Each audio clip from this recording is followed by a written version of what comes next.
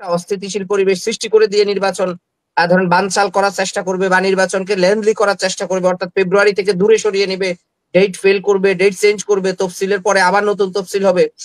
এই ধরনের জিনিসগুলো করতে চাচ্ছে হচ্ছে দুইটা শক্তি। তখন তাদের অপকর্মগুলো সামনে চলে আসবে, মিডিয়াও প্রকাশ করে দেবে, বা যাদের সাথে তারা এখন বন্ধুত্ব পাতি এগুলো করছে তারাও প্রকাশ করে দিবে। কারণ আর তো তাকে সেভ, আসিফ মাহমুদ তো আর তাকে সেভ করতে পারবে না, তাকে নির্বাচিত সরকারের কাছে ধর্ণা দিতে দলে তারা নিউজ একেবারে আগ বাড়িয়ে, অর্থাৎ এক ক্লাবে আপনি 300-400 মিডিয়াকে পেলিয়ে গিয়ে সে বলে যে আমি এখন গণতন্ত্রের পক্ষে চলে আসছে, আমি স্বৈরাচার না। তো নাম তো আছে আপনার, যে যে মিডিয়া হাসিনাকে স্বৈরাচার বানিয়েছে তাদের কয়টাকে বন্ধ হয়েছে, কয়টাকে আপনি জবাবদিহিতার আওতায় এনেছেন? মতোই নির্বাচিত সরকারের শাসনে অভ্যস্ত। আমি যদি আপনাকে ভুল না বলি, আপনি ধরেন পাকিস্তানের সময় 23 বছর দেখেন, সেখানে আপনার অনির্বাচিত সরকার ছিল, অর্থাৎ এই পূর্ব বাংলার কোনো নির্বাচিত প্রতিনিধি সেইভাবে ছিল না, বা নামে মাত্র ছিল। হাসিনার আমলে যেরকম ওই কনস্টিটিউশনের এমপিরা ছিল, তো মানুষ হচ্ছে ধরেন আপনি অনির্বাচিত সরকারকে খুব বেশি দিন খাওয়াতে পারবেন না, যদিও সে ডেভেলপ করে, যদিও সে সংস্কার করে।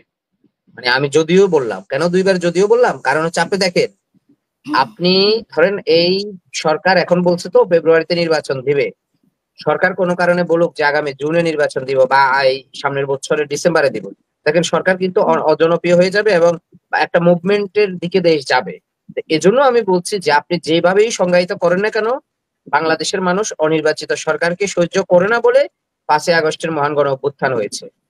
বাংলাদেশের মানুষ অনির্বাচিত সরকারকে সহ্য করে না বলে 71 সালে নির্বাচনে ক্ষমতা বুঝিয়ে দেয় নাই 70-এর, এজন্য 71 সালে মহান মুক্তিযুদ্ধ হয়েছে, 90 স্বৈরাচার বিরোধী গণ অভ্যুত্থান হয়েছে। এইগুলো তো আপনি একটার সাথে একটা তো লিঙ্কেজ। তো এজন্য আমি বলছি যে অনির্বাচিত সরকার আসলে চাইলেই কিন্তু সবকিছু করতে পারবে না।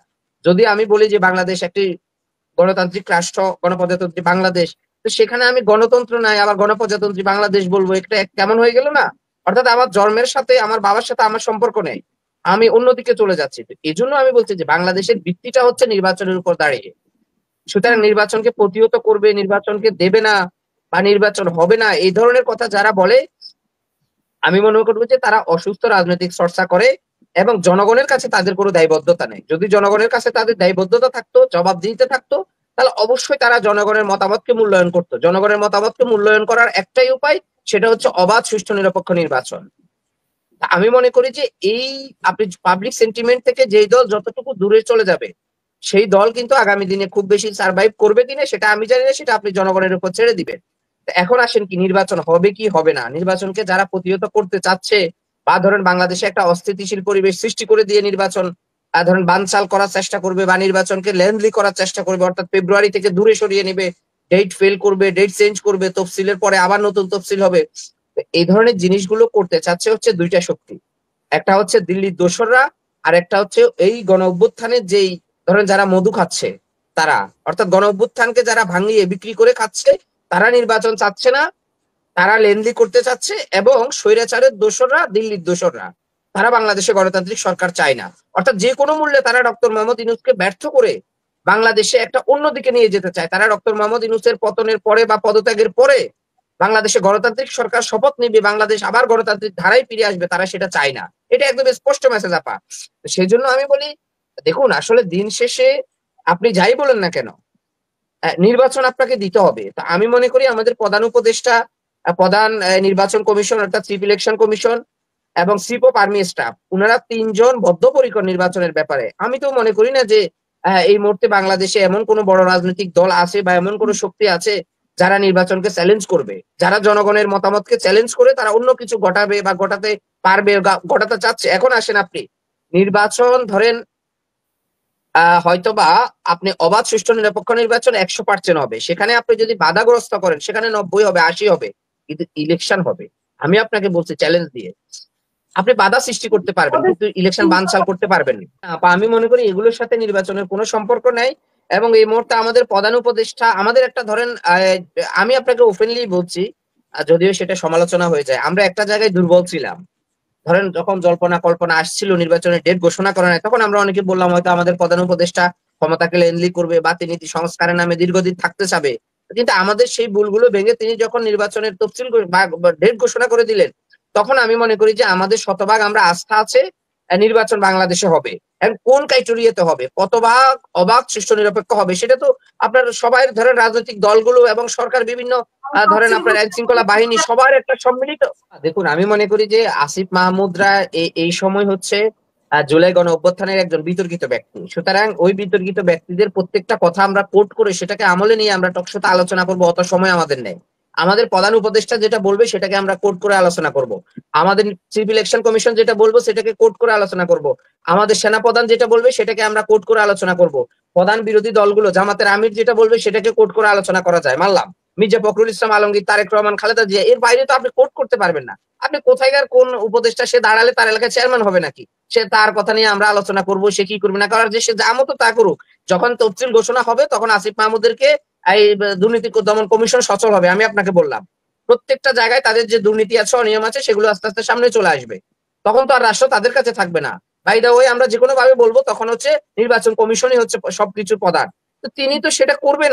আমি মনে করি যে এটা তারা ভয় পাচ্ছে, যখন তফসিল ঘোষণা হবে তখন তাদের অপকর্মগুলো সামনে চলে আসবে, মিডিয়াও প্রকাশ করে দেবে, বা যাদের সাথে তারা এখন বন্ধুত্ব পাতি এগুলো করছে তারাও প্রকাশ করে দিবে। কারণ আর তো তাকে সেভ, আসিফ মাহমুদ তো আর তাকে সেভ করতে পারবে না, তাকে নির্বাচিত সরকারের কাছে ধর্ণা দিতে হবে, যে আসবে তার কাছে। সুতরাং এত বাংলাদেশে শুনেন, বাংলাদেশের আমলারা হচ্ছে খুবই দ্রুত এবং দুষ্ট, তারা সবসময় বৃষ্টি যেদিকে আসে ওইদিকে ছাতা ধরে। তা আসিফ মাহমুদের দিকে ছাতা ধরার সময় শেষ। আমি আপনাকে চ্যালেঞ্জ করলাম, এই যাদেরকে নিয়ে সেগুলো করছে তারাই সর্বপ্রথম রাজসাক্ষী হবে যে আসিফ মাহমুদ আমার থেকে এটা করছে, আমাকে অবৈধভাবে এটা এটা করে চাপ বাধ্য করছে, কত কিছু হবে দেখবেন। সুতরাং এই ধরনের বিষয় নিয়ে আমাদের আমি মনে করি আলোচনা করার বিষয় না। আপনি প্রধান উপদেষ্টার কথাকে কোট করবেন, বিশেষ করে আমি যে নামগুলো বলেছি এর বাইরে আপনি ধরে ধরে সবার কথাকে কোট করে, আসলে আপা আমরা মনে করি যে আমরাও আলোচনাকে ভিন্ন দিকে নিয়ে যাচ্ছি। আমরা অবাধ সুষ্ঠু নিরপেক্ষ নির্বাচনের জন্য রাষ্ট্রকে কি সহযোগিতা করতে পারি একজন নাগরিক হিসেবে, একজন রাজনৈতিক দলের প্রধান হিসেবে, আমরা সেগুলো নিয়ে আলোচনা করবো। যে জনগণের ভোটের আসলে প্রয়োজনীয়তা কতটুকু, জনগণকে আমরা সেটা বুঝাবো এবং জনগণকে বলবো, এই ধরনের বিষয়গুলো নিয়ে আলোচনা হবে। আপনি রুমিন পারানা কি বলেছে, ও কি বলেছে, আমি দেখছি যে আসলে মানে ছোট ছোট ব্যক্তিগত বিষয়গুলোকে জাতীয়ভাবে নিয়ে আসা হচ্ছে। এই যে সারওয়াত তুষার কি বলেছে, আরে ভাই সে যা বলার বলুক না, সেটা নিয়ে তো আমাদের একেবারে রাউন্ড টেবিলে বসে টকশো করার মতো পরিস্থিতি হয় নাই। বাংলাদেশের রাজনৈতিক কালচার এত নিচে নেমে যায় নাই। এগুলো নিয়ে ব্যস্ত রাখা হচ্ছে, এটা একটা মানে এটাও একটা পলিসি যে কিভাবে ব্যস্ত রাখা, এটা একটা না, এগুলো যদি আমরা পাত্তা না দিই, আমরা যদি এগুলো নিয়ে ব্যস্ত না থাকি তাহলে তো তারা আমাদেরকে ব্যস্ত রাখতে পারবে না। আমরা যদি যে যে যা বলার বলছে আমরা এগুলো, কিন্তু আমরা দেখছি কিছু কিছু মিডিয়া এখনো স্বৈরাচারের দোষর রয়ে গেছে, যারা এখনো দিল্লির দোষর, যারা আওয়ামী লীগের দোষর, তারা ছোট ছোট বিষয়গুলোরে নিউজ করে একদম বড় করে দেখায়। এই মিডিয়া তো সংস্কার করতে পারে না। মাহফুজ আলম এত বড় বড় কথা বলছে, এত বড় মাস্টার মাইন্ড, মিডিয়াতে কি করেছে মাহফুজ আলমরা? কিছুই তো করতে পারে না। যে মিডিয়াগুলো এতদিন স্বৈরাচারকে ফ্যাসিস্ট হতে সহযোগিতা করেছে, সেই মিডিয়াগুলো, আমি নাম বলছি না, এখন বড় একটা রাজনৈতিক দলে তারা নিউজ একেবারে আগ বাড়িয়ে, অর্থাৎ এক ক্লাবে আপনি 300-400 মিডিয়াকে পেলিয়ে গিয়ে সে বলে যে আমি এখন গণতন্ত্রের পক্ষে চলে আসছে, আমি স্বৈরাচার না। তো নাম তো আছে আপনার, যে যে মিডিয়া হাসিনাকে স্বৈরাচার বানিয়েছে তাদের কয়টাকে বন্ধ হয়েছে, কয়টাকে আপনি জবাবদিহিতার আওতায় এনেছেন? এই ধরনের মাহফুজ আলমরা এই ধরনের কথা বলে এলাকায় গিয়ে মেম্বারও হবে না, মানে জুতার মালা গলা দিবে। শুধু আপনি একটু অপেক্ষা করেন। সম্রাট, এটা তো বলার অপেক্ষা রাখে না। আপনি নাম বলতে চাচ্ছেন না, আমি নাম বলে দিই। সমকালের মালিক শেখ হাসিনাকে নিয়ে গান গাইছে, আর সে হচ্ছে 5ই আগস্ট সবার আগে এই সমন্বয়কদের নিয়ে তার অফিসে নিয়ে বৈঠক করাইছে বিভিন্ন রাজনৈতিক দলের সঙ্গে। এটা আমরা দেখছি, নাম না বলার কি আছে এটা? এটা তো এখন বিশাল বিপ্লবী সাজছে। আর এক সময় তো গিয়া শেখ হাসিনাকে নিয়ে প্রথমত আমি তোমাকে চাই, দ্বিতীয়ত আমি তোমাকে চাই, ক্ষমতায় আরো তোমাকে চাই, এই জাতীয় গান টান গাইছে না এই সমকালের মালিক একে আজাদ? গাইছে তো, আমরা দেখছি তো। সেটাই বললাম আর কি, তারা তারা তারা বারবার বিতর্কিত ব্যক্তিগুলোকে টকশোতে ডেকে নিয়ে আসে, কিন্তু সত্যিকার অর্থে যাদের দায়িত্ববোধ আছে জনগণের প্রতি, জনগণ যাদেরকে পছন্দ করে তারা তাদেরকে টকশোতে নেয় না। কেন নেয় না আমি তো জানি না কেন নেয় না। ধরেন যার বিরুদ্ধে এলিগেশন আছে তাকেও আবার নিয়ে আসে যে আপনার বিরুদ্ধে তো এলিগেশন আছে, আপনি কি বলবেন? আরে ভাই আপনি কি কোড নাকি যে আপনি টকশোর মধ্যে তাকে হেয়ারিং করছেন? তো এই ধরনের কথাবার্তা আমি মনে করি যে বাংলাদেশের এই মুহূর্তে মিডিয়া চেঞ্জ হওয়া, এটা আমি মনে করি যে একটা যুক্তির দাবি। এবং এই গণ অভ্যুত্থানের পুরো ধরেন গণ অভ্যুত্থানকে বিক্রি করে যারা উপদেষ্টা হয়ে আরামায়েশ করছে, তারা যে যে জায়গায় আছে তারা কতটুকু সংস্কার করছে বাকিদের কথা আমি বাদে দিলাম, সেটা আপনার জবাবদিহিতার আওতায় তাদেরকে আসতেই হবে টুডে অর টুমোরো। যদি আমরা বেঁচে থাকি, যদি আমরা রাজনীতি করি, আমি আপনাকে চ্যালেঞ্জ করে বললাম তাদেরকে আইনের আওতায় আসতেই হবে। বড় কোনো শক্তির হাত ধরেও তারা রক্ষা পাবে না। কারণ আপনি লাশের উপর দাঁড়িয়ে শপথ নিয়েছেন, বাকিদের কথা আমি বলবোই না। আপনি ছাত্র সমন্বয়ক হয়ে শপথ নিয়ে আপনি কি করেছেন আপনি জাতিকে বলেন, অন্যদের কথা বাদ। এই ধরনের কথা যখন আমরা বলবো তখন তো তারা জবাব দিতে পারবে না, বরং চেষ্টায় অনেক মিডিয়া তখন বলবে আরে এরা তো জুলাই আন্দোলনের সমন্বয়ক ছিল, উপদেষ্টা ছিল, তাদেরকে আবার বিতর্কিত করছে নতুন করে রাজনৈতিক সরকার। এই ধরনের কথাও হবে, আপনি দেখবেন। কারণ একটা গোষ্ঠী তো সবসময় সুবিধাবাদী। বাংলাদেশে এখন কিন্তু আপনি যেভাবেই বলেন না কেন আইনের শাসন কিন্তু নেই, অর্থাৎ জবাবদিহিতার শাসন, আইনের শাসন না থাকার কারণে আপনি হুট করে কাউকে ধরে স্বৈরাচারের দোষর বানিয়ে দিচ্ছেন, আপনি হুট করে আপনার মত সৃষ্টি করে তার বাসার সামনে, আর আপনি সেখানে চলে যাওয়ার কে? আপনি শান্তিপূর্ণভাবে প্রেস ক্লাবের সামনে মানববন্ধন করতে পারেন, আপনি গণতান্ত্রিকভাবে শহীদ মিনারে কথা বলতে পারেন, শাহবাগে আপনি দাঁড়াতে পারেন, তার বাসার সামনে গিয়ে তাকে নেমে জবাই করে দিবেন আপনি। এই ধরনের সংস্কৃতি তো আমরা চাচ্ছি না।